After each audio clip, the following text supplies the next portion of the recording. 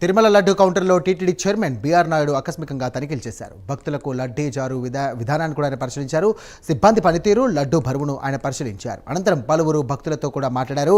రాబోయే రోజుల్లో ఎక్కువ లడ్డులు తయారీని పెంచే చర్యలు తీసుకుంటున్నామని అన్నారు. అలాగే త్వరితగతిన లడ్డులు భక్తులు పొందేలా విక్రయశాలల్లో కౌంటర్లు ఏర్పాటు చేస్తామన్నారు.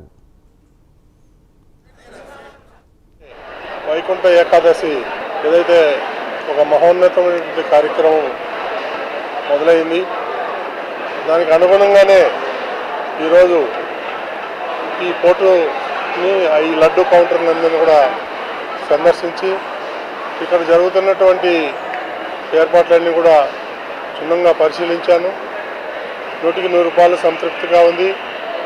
ఎందుకంటే ఇప్పుడే మన వాళ్ళు చెప్పారు, రోజుకు 4 లక్షల చిన్న లడ్డూలు, ఒక 7-8 వేలు పెద్ద లడ్డూలు విక్రయిస్తున్నారు.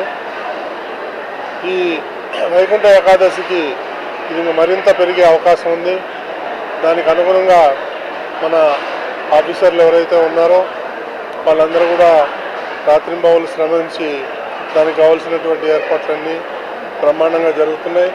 ఈ సందర్భంగా చాలామంది భక్తులను కూడా నేను కలవడం జరిగింది. వాళ్ళందరూ కూడా 100కి 100 రూపాయలు సంతృప్తి వ్యక్తం చేశారు. లడ్డు క్వాలిటీ బాగుంది, లడ్డు వాసన బాగుంది.